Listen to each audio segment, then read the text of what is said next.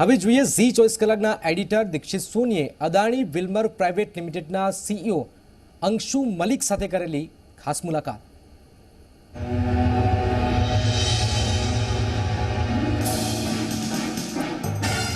नमस्कार, मैं हूं दीक्षित सोनी और हमारी खास पेशकश में आपका स्वागत है। देश में कोरोना के खिलाफ जंग जारी है और लॉकडाउन के दौरान घरों में बंद लोगों को जीवन जरूरी खाद्य सामग्री पहुंचाने का काम किया है अदानी विल्मर लिमिटेड ने। संकट के इस समय में किस तरह से शुद्ध चीज वस्तुएं लोगों को मुहैया करवाई गई और आने वाले समय में किस तरह से ग्राहकों की मांग और खरीदारों के मानस में बदलाव होने वाला है, इन सारे सवालों का जवाब देने के लिए आज हमारे साथ मौजूद है अदानी विल्मर लिमिटेड के सीईओ अंशु मलिक जी। मलिक साहब, आपका बहुत बहुत स्वागत है हमारी इस खास पेशकश में। और सबसे पहला सवाल हम आपसे यही पूछना चाहेंगे कि अदानी विल्मर खाद्य तेल के अलावा भी किन किन चीजों का प्रोडक्शन करता है और लॉकडाउन के दौरान किस तरह की चुनौतियों का आपको सामना करना पड़ा। जहां तक हाइजीन का सवाल है, किस तरह की खास व्यवस्था आपने प्रोडक्शन के दौरान रखी हुई है। धन्यवाद Soni ji and ji news and बाकी सब जी चैनल्स में। देखिए, अदानी विल्मर लिमिटेड एक फूड कंपनी है और ना कि हम लोग तेल, लेकिन हम लोग चावल बासमती और कोलम और सोना मसूरी नॉन बासमती, आटा, सूजी, रवा, मैदा, इसके बाद दाल, बेसन और अभी हम चीनी भी इंट्रोड्यूस किया है, ब्रांडेड सल्फर लेस शुगर। तो ये सब प्रोडक्ट्स जो है हमारे फूड प्रोडक्ट्स है और इसको हम लोग जब भी बनाते हैं इसको काफी ध्यान से हमको देखना पड़ता है कि इसका जो प्रोसेस है इसमें hygiene number 1 and untouched by human hand जितना हो सके, आदमी कम एंड ऑटोमेशन ज्यादा, इसके ऊपर ही हम लोग काम किया है। जी मलिक साहब, एक सवाल ये भी है कि देश में कहां कहां पर आपके प्रोडक्ट्स का जो है प्रोडक्शन होता है और खासतौर पर संक्रमण से बचने के लिए आप किस तरह के एहतियातन कदम उठाते हैं। देखिए, पहला तो हमारे पास 25 फैक्ट्री ऑल ओवर इंडिया है, जिसमें आंध्र प्रदेश है, तमिलनाडु है, कर्नाटक में है हमारा फैक्ट्री, कलकत्ता में है, बंगाल में हल्दिया में है, उड़ीसा में पारादीप में है, फिर राजस्थान में है, जयपुर, अलवर एंड बूंदी में, फिर गुजरात में तो आप जानते ही है हमारा सबसे बड़ा प्लांट मुंद्रा में है, फिर हजीरा सूरत के पास, फिर कड़ी में है। ऐसा करके हमारे पास 25 फैक्ट्रीज है। ऑल दिस 25 फैक्ट्रीज में पहले मैं बताऊं कि हमारे पास एक डॉक्टर सर्विस है और हमारे पास ऑलरेडी फैक्ट्री में एम्बुलेंस है। वो हमारा फैक्ट्री में each factory has an ambulance as per the requirements. तो हमारे पास एक फैक्ट्री में डॉक्टर भी है एंड एम्बुलेंस भी है। सो हमारे पास क्वारंटाइन करके अगर किसी का तबीयत खराब है हम तुरंत उसको मेडिकल केयर ले सकते हैं, उसका हमारे पास आज भी सुविधा है। ये एक है। दूसरा, ऑल ओवर द कंट्री जब हमारे पास ऑपरेशन चलता है हम लोग को मालूम पड़ जाता है कि कहाँ पे क्या दिक्कत आ रहा है। तो कहीं पे कुछ दिक्कत आता है हम तुरंत दूसरी जगह में प्रिवेंटिव मेजर्स ले लेते हैं कि भाई अगर किसी एक कोविड केस आया हमारे इधर कोई किसी का, तो हम तुरंत समझ जाते हैं कि हमारे इधर एक हुआ था, एक ट्रैक्टर चलाता था आदमी उसका जी। तो हमने उसको ट्रैक्टर चलाने वाले बोला भाई अभी आप मत आओ 3 दिन, एंड ट्रैक्टर को सैनिटाइज किया, उसका sitting arrangement sanitize, everything sanitize कर दिया। 3 दिन उसको सब देखने के बाद उसका चेकिंग होगा, फिर he will come. So like this we were very very cautious and हम लोग बहुत केयरफुल है इसके मामले में। और ऑटोमेशन हमारा क्योंकि बहुत ज्यादा है, हमारा कोई चीज एक्सपोज नहीं होता है, चाहे दाल लीजिए, बेसन लीजिए, आटा लीजिए, गेहूं लीजिए। ये सब गेहूं भी साइलो में है, कोई खुला हम लोग बोरी में रखते काम नहीं करते, हमारा सब साइलो है। साइलो से डायरेक्ट प्रोसेसिंग में जाएगा, फ्यूमिगेशन होगा, प्रोसेस होगा और आगे बढ़ेगा, पैकिंग होगा। लॉकडाउन के हालात में डिस्ट्रीब्यूशन भी काफी महत्वपूर्ण बन जाता है और खासतौर पर इस माहौल में ऐसी कौन सी चुनौतियों का आपको सामना करना पड़ा और लोगों के घर तक आपने उनकी जो खाद्य सामग्री है, जो चीजें हैं, जो जीवन जरूरी चीज वस्तु है, वो आखिरकार कैसे पहुंचाई। अच्छा, देखिए, पहला तो पूरा इंडिया में हमारे पास 25 फैक्ट्री के अलावा 85 डिपोज है जिसको हम लोग कहते हैं डिस्ट्रीब्यूशन सेंटर्स।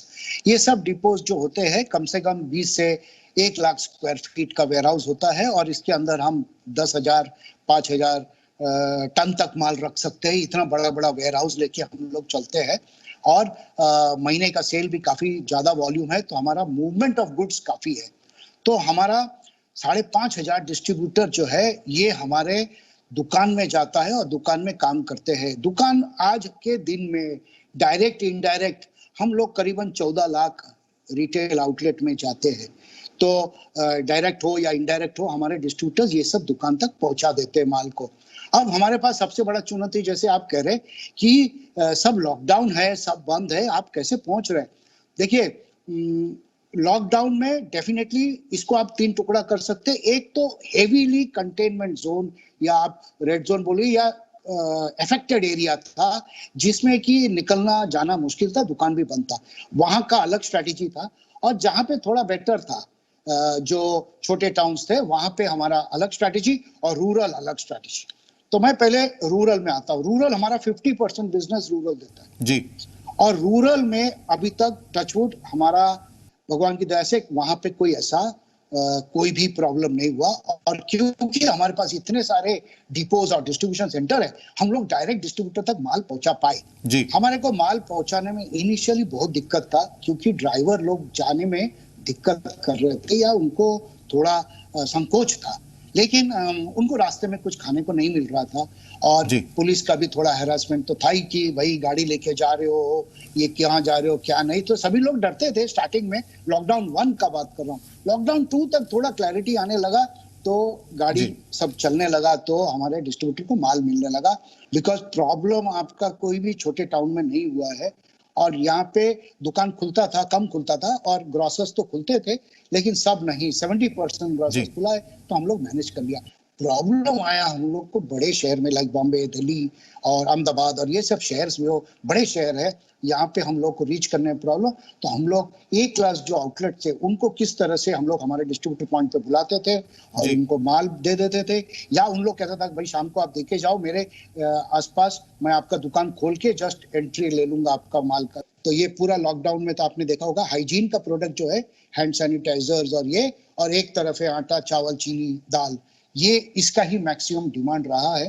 तो उस तरह से हम लोग दे पाए। और फिर हमने एक ऐप चालू किया, सोसाइटी ऐप। सोसाइटी ऐप यानी सोसाइटी में रजिस्टर आप कर सकते हैं और आपका सोसाइटी का सेक्रेटरी रजिस्टर कर लेगा। जितने सोसाइटी में मेंबर्स है उन लोग अपना अपना ऑर्डर देगा, उसमें डेट हम दे देंगे, हमारा गाड़ी आएगा और सबका माल जैसे हम लोग ले आते वैसे आपको पूरा डिलीवरी कर देंगे। ऐसा करके हमने काफी सारे जगह में, दिल्ली, गुड़गांव, अहमदाबाद, कोलकाता, मुंबई, यह सब जगह में हम लोग ने माल देना स्टार्ट किया। अंशु जी, आपको क्या लग रहा है कि इस महामारी के बाद आने वाले समय में किस तरह से खरीदारों की मानसिकता में बदलाव आएगा और उसके मुताबिक कहीं ना कहीं आपको भी आपके प्रोडक्ट्स में भी कोई ना कहीं कुछ ना कुछ बदलाव करना पड़ेगा? तो किस तरह से आप इसे देख रहे हैं कि आने वाले समय में किस तरह की प्रोडक्ट आप आने वाले समय में लॉन्च कर सकते हैं? एक मानिए, सब लोग हेल्थ के लिए फिक्र तो करते ही है, और फिक्र इसलिए करते हैं क्योंकि हम लोग जो आसपास देख रहे हैं इससे सभी को थोड़ा चिंता और डर तो है। इसलिए फर्स्ट तो हाइजीन के ऊपर सभी लोगों का ध्यान जाएगा। अदानी विल्मर क्योंकि एक फूड कंपनी है और हम लोग का एक दायित्व भी है कि सब जगह में माल ठीक से पहुंचाना, सही दाम पे पहुंचाना, इसके ऊपर नजर भी रखना। हम लोगों ने सोशल सर्विस भी काफी ऐसा किया है। हमारे पास बहुत सारे रिक्वेस्ट आते थे एनजीओ से, और जो आप मंदिर से काफी आया, गुरुद्वारा से आया है, फिर काफी ऑर्गेनाइजेशन से, इंडिविजुअल भी है, 2-4 लोग मिलके कुछ खाना बना के पैकेट बना के दे रहे हैं। तो हम लोग को काफी लोगों ने लिखा था कि आप लोग क्या कुछ चावल दे सकते हैं, कोई तेल दे सकता है। मैं आपको कहूं, कम से कम हम लोगों ने कम से कम 500 से ऐसे संस्था से ज्यादा लोगों को हमने कुछ ना कुछ किया है। आज रामकृष्ण मिशन बोलिए या अक्षय पत्रा बोलिए, या आप कोई भी मंदिर, काफी मंदिर है, और दिल्ली में, पंजाब में जो लंगर के उधर जो भी खाना होता है उनको भी कुछ चाहिए था, चावल चाहिए, किसी को तेल चाहिए, किसी को आटा चाहिए, किसी को, तो हम लोगों ने पैकेट बना बना के दिया है। मलिक साहब, अदानी विल्मर एक फूड कंपनी है और महामारी के इस हालात में आपकी भी एक कंपनी के तौर पर सामाजिक जिम्मेवारी बनती है। इस दायित्व को आपने किस तरह से पूरा किया? पहला तो देखिए, जितना ज्यादा हो सके हम लोग ऑटोमाइजेशन करेंगे। अभी ऑलरेडी किया है, लेकिन अभी समझ लीजिए पाउच बनने के बाद हाथ में लेके कार्टन में डालते हैं कुछ जगह में, वो बंद हो जाएगा। हम लोग उसका भी ऑटोमेशन कर रहे हैं। फिर लोडिंग पूरा ऑटोमेशन करेंगे। जैसे गेहूं आता है वो साइलो में ऑटोमेटिक जाएगा। अभी सरसों आता है, हम लोग सरसों का तेल बनाते हैं, उसको किस तरह से ऑटोमेशन करके काम करें ताकि कोई भी प्रोडक्ट को छूना नहीं पड़े। एक दूसरा, बनने के बाद उसको हाइजीन, गोडाउन जो है, गोडाउन का टेम्परेचर, गोडाउन में जो ह्यूमिडिटी है उसको कंट्रोल में रखना ताकि जो फूड प्रोडक्ट है वो एकदम ठीक रहे। दूसरा, फास्ट डिस्पैच, फास्ट कंजम्पशन। ऐसा नहीं कि 6-6 महीना पुराना चीज चल रहा है, अभी आज जैसा बन रहा है 15 दिन में कंज्यूम हो जाना चाहिए। उस हिसाब से प्रोडक्शन टू दी पॉइंट हो और जस्ट इन टाइम जिसको कहते हैं वैसा काम करना है।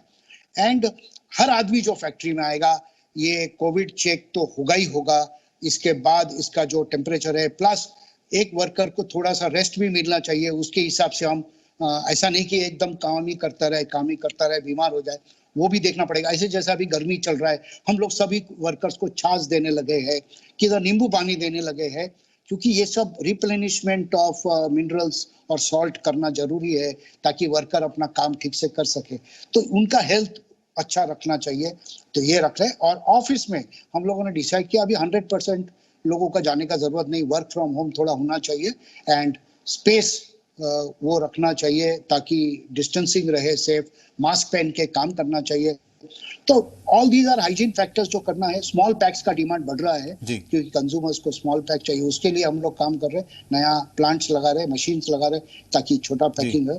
तो ये सब चेंजेस तो आ रहा है एंड होगा भी मेरे ख्याल से। जी अंशु साहब, आपने हमसे खास बातचीत की, आपका कीमती समय हमको दिया, उसके लिए आपका बहुत बहुत शुक्रिया। Thank you Soni ji, thank you. तो ये थे अदानी विल्मर लिमिटेड के सीईओ अंशु मलिक, जिनका साफ तौर पर कहना है कि उनकी प्रोडक्ट्स के प्रोडक्शन के दौरान पूरे एहतियात बरते जाते हैं और आने वाले समय में ग्राहकों की मानसिकता भी बदल सकती है और ऐसे में अपने प्रोडक्ट्स में बदलाव करने के लिए भी ये कंपनी पूरी तरीके से तैयार है।